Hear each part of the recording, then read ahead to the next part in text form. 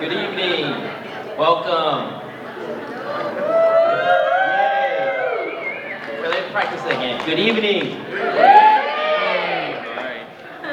I'm happy to see so many faces out here tonight. I'm really excited for tonight's event. We have a lot going on. My name is Clifford Lee, and I am a faculty member in the single subject teacher education program, quite a mouthful, and that is housed in the Kalmanovitz School of Education. So I want to kick things off by introducing our dean, Chris Sindt, and giving him a chance to share with you a little bit about what's going on in our school of education, and we'll continue from there. Thank you.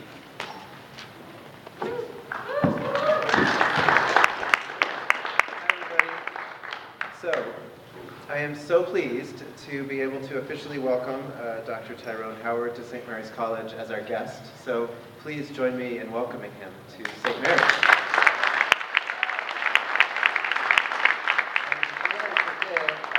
Before I forget, I just really like to thank Professor Lee, Professor and Dr. Clifford Lee, for the incredible work he has done and the incredible work that many other faculty and staff have done to make this event possible. So please join me in thanking him for his work.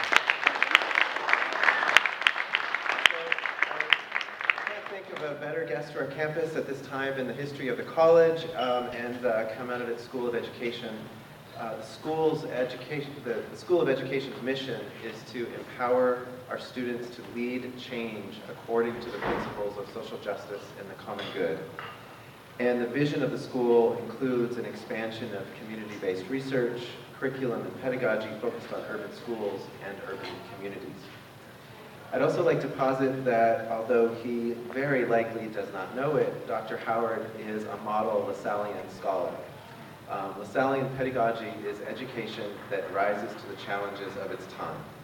It places the students at the center, combines theory and practice, and places a particular emphasis on the challenges resulting from communities impacted by poverty. I'm so grateful for Dr. Howard's substantial contributions to these and other vital areas, and I'm going to get out of the way now so that we can learn from him and from others tonight. So again, welcome to Dr. Howard, and thanks everyone for being here.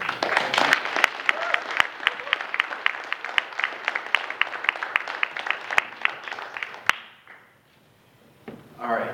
So I want to say that I'm really happy about this outcome because this event is actually the culmination of a lot of brainstorming between Dr. Reina Leon and I, that we had a vision about a year ago to make this event happen. So I want to share a little bit before we get started. In my short time at St. Mary's College, I've observed something. We are at a crossroads at our campus, and when I say we, I mean all of us in the room and those of us who couldn't be here right now. And I'm talking about the faculty who work diligently to create dynamic curriculum and innovative practices to engage their students. I'm talking about the students who hustle every day, juggling multiple jobs, staying up way too late to complete their work, to be ready for class. I'm talking about the staff, the folks who set up the chairs that we're sitting on right now, and the folks who will clean up this place long after we're back at home. I'm also talking about the staff who prepared the food that we have for us hours before this event and serve us delicious meals every day. I'm also talking about the countless folks who ensure class schedules are correct, your financial aid is in, those who help to make this beautiful and serene environment for learning, and the folks who cut the grass, who maintain the gardens and clean our buildings and fix the maintenance that we need. I say this all as a reminder for myself and for others to recognize and value the contributions of all the people that make our community what it is. And it's going to take all of us to take it to the next level. So we're at a crossroad to genuinely fulfill the mission of LaSalle. Our Lassallean principle explicitly states concern for the poor and social justice. But what does that look like? I believe it must start with the self. We must constantly ask ourselves, what more can we do to walk the walk of these principles? It is not enough to simply offer charity as a feel-good action for self-serving means. Let me share with you my own path. with this. In my first year on campus, I struggled being in this space.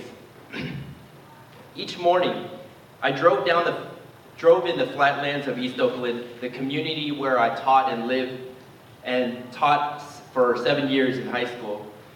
And every day I would drive down 23rd Avenue, down MacArthur Boulevard, and through the hills of Oakland to end up in Moraga. And on every one of these trips, I could not comprehend the material disparities and the opportunities between these communities. How could a mere 13 miles serve as a wall between the polarizing opportunities of these communities? And I know some of y'all know what I'm talking about because you have the same journey. I often would enter campus feeling anger, resentment, cynicism, and guilt. It took a while, but over time and some sage advice from elders I trusted, I realized something. There's no time to wallow in resentment and cynicism. I saw it as an opportunity. Actually, truth be told, more like a moral imperative.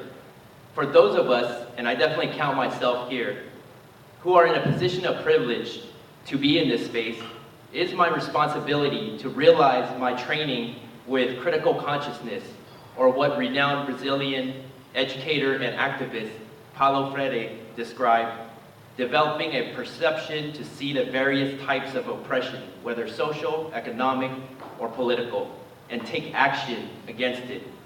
So how do we do that?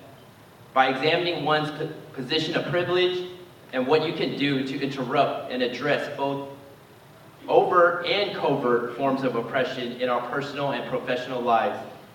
As a man, I'm afforded privileges in society that our sisters do not. I try to pay attention to that.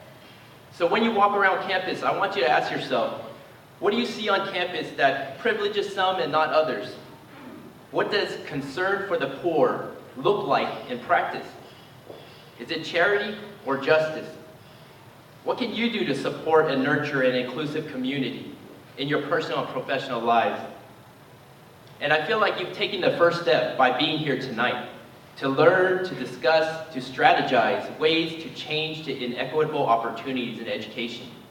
But now it's on us to further our knowledge base after Dr. Howard's visit to change these unjust realities in our worlds. We must leverage all members of our community here to take action to transform the various spaces that we live in.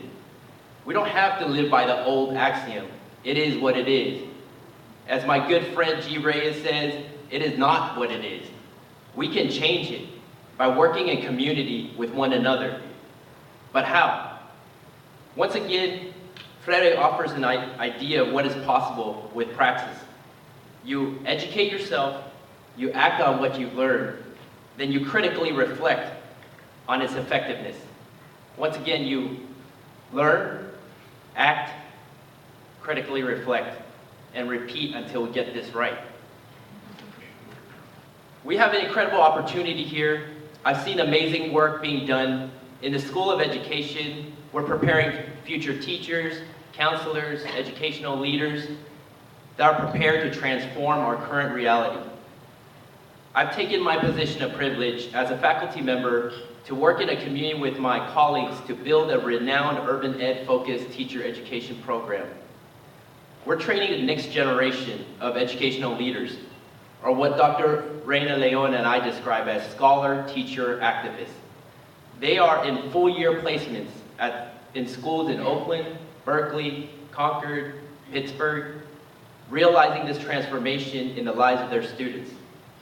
So I want to take this moment to recognize my students who are here. So if y'all could stand up, these are the future teachers. So give them a hand.